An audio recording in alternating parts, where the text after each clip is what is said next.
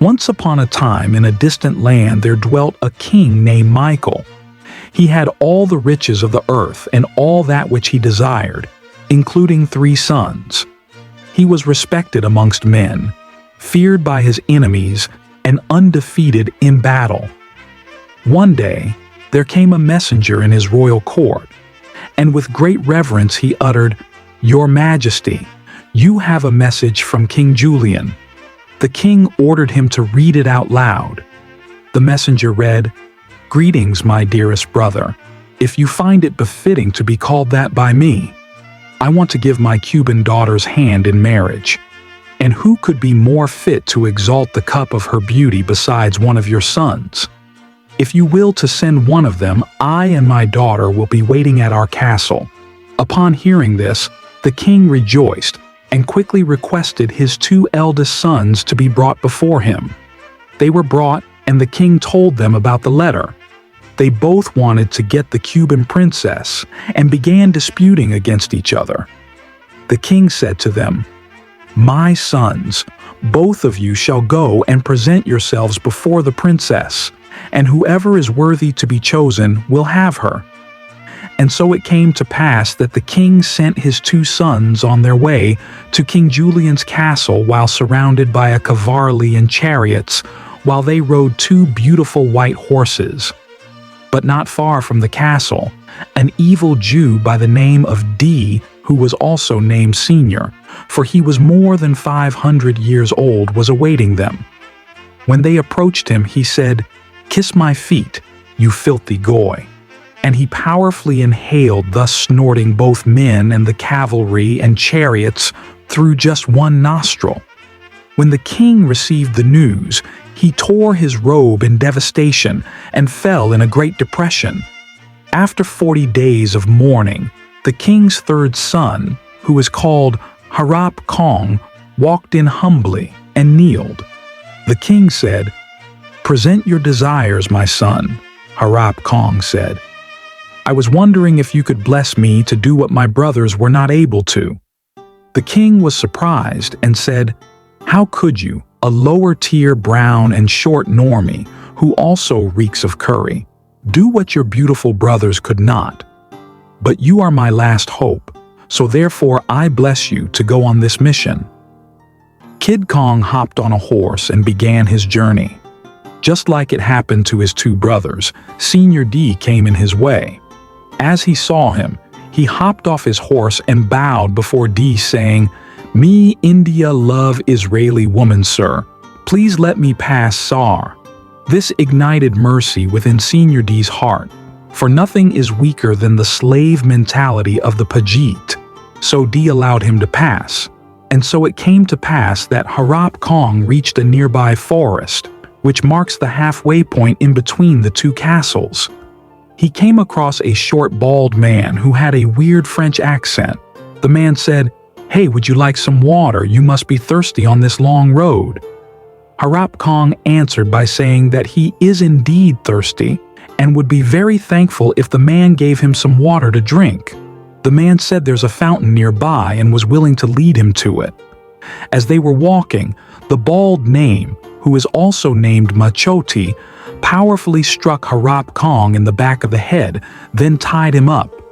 Mok brought him to his 4th mansion and prepared a room to lock him in. Harap Kong, noticing the golden statues and expensive furniture in his room, asked him, "What is your intention that you lock me up, sire?" "You rich white man, why you need me Indian boy?" Mok answered, "First and foremost, this is a middle-class room. I heard your plans to take the king's daughter's hand. I will not free you unless you allow me to cuck your relationship. I am a short incel and you are my last hope." Harap Kong refused his request, which caused him great anger. "Oh my days! You cannot just refuse me like that. From now on, you are going to be my slave and will only be fed dry, bland chicken," said Machote, full of wrath. And then he left the room. Harap Kong lost his hope, but a few hours later he began trying to untie himself using the power of his mind. Now this was obviously retarded and powerless, but he noticed that a strange liquid, which looked similar to cat diarrhea, began coming out of his eyes. He tasted it and realized it was curry. He kept squinting his eyes, and before you know, curry came bursting out his eyes, melting his ties and freeing him.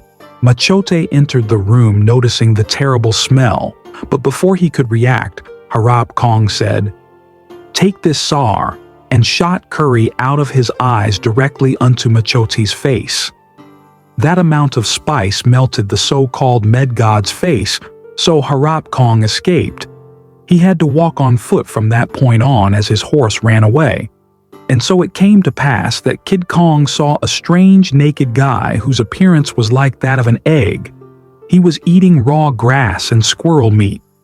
Harap Kong said, "Sa'ar, why you eat raw meat?" "Ah, Boo Tip. I saw on Telegram that it unlocks esoteric knowledge and gets you closer to Wotan," the man replied. Harap Kong asked him if he would like to join him in his journey, and the man, Randy, said he would accept under one condition, which is to let his friend, who is called Miwi, come too. Randy began to throat sing and replicate the telegram notification with his voice. Miwi crawled to the destination quickly. Now you could not see how he looked like because his face was covered with a mask, for it is said that his ugliness kills whoever beholds it. Hours later, they began to hear the popular Kanye West song "Niggers" in Paris. They approached the place the sound was coming from and saw a white tall guy standing there. Harap Kong said, "Sar, what you doing, Sar?" The guy replied by saying, "Ayo, what is up, my nigga? What is yo Indian doing here, cuh?" Randy said, "But Tip, why are you speaking in a nigger way? What you talking about, cuh? We was gangstas." The man replied. Miwi uttered a sentence in Mongolian, to which David replied by saying, "Ayo nigga, what this lil chinky boy talking about? He called you a wigger in Mongolian," said Randy. Now for those who are not Belinler, the word wigger refers to a category of people who, although being white, copy black mannerisms and culture. And by this, I do not mean African culture, if you can call it culture, which consists of eating fufu and dancing around a fire while fighting with spears. No, wiggers copy Ebonics and other nigger mannerisms to their own shame. Randy asked David what is he doing there, and he replied with, "Nigga, I went to live in nature, 'cause I can't hold them Queen's mane. They are all so beautiful and smart while I was insecure and misogynistic mane. I keep buying them flowers and doing anything they tell me to do mane. I let them have guy best friends and sleep for 14 hours mane. But my misogynistic and insecure self keeps repelling them mane. Sa'ar, come with us to King Castle Sar, and you can get Israeli woman Sar. What this lil Pajit nigga talking about mane?" Randy responded to David and said, "We're going to King Julian's castle to marry the Pajit to his daughter, but it is clear the king also has a harem. He will surely give you a woman from his harem if you will ask him sincerely. All right, Maine. I hope these huz can handle misogynistic and insecure men like me, Maine." And so it came to pass that they were approaching the great castle, but unexpectedly, the king's guards came in their way and seized them. After that, they were brought to an underground dungeon where they were supposed to be killed. The guards did not give any explanation as to why they were being detained and locked up. They just threw them in there. But what was happening is that Machote forced his rent payers to come and help him take the king as a hostage. Otherwise, he would kick them out. They were successful and demanded the king's guards execute Machote's orders. Otherwise, the king will be killed. At first, the guards sent a group of promiscuous women to Harap Kong and his companion's room in order to entice them. If Harap Kong was enticed, this would render him invalid to marry the king's daughter.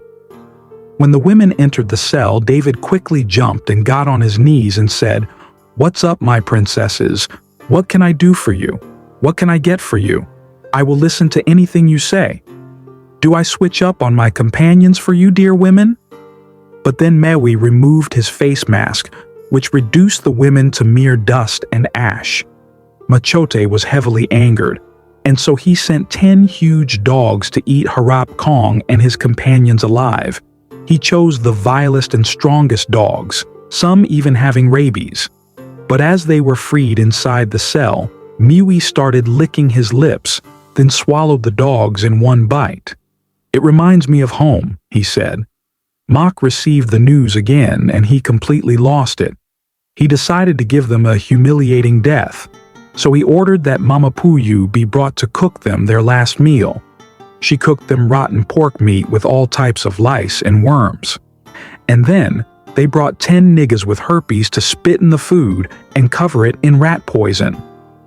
The guards brought the food into the cell and gave Harap Kong and his a choice. They either eat the food or be beheaded on the spot.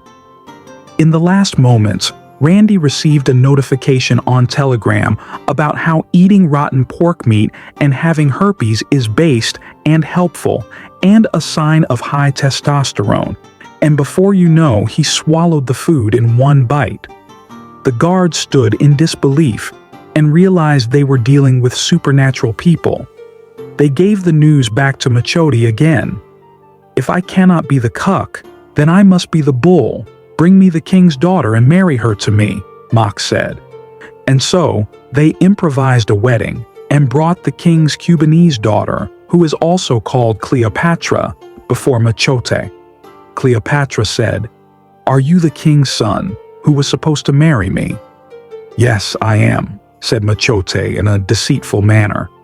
The guards brought Machote a royal suit and boots. But when he removed his boots, Cleopatra cried out, "This lower-tier normie is height frauding. He is not really 5'9" as he claims to." Upon this realization, even the guards were scandalized and quickly seized Machote and arrested him. Harap Kong was freed from the dungeon, and the king was also liberated. And so it came to pass that Cleopatra, the king's daughter, married Harap Kong as it was first intention and had many white nationalist children and grandchildren. His crew also received what they wished for, and they all lived happily unto the ages of ages.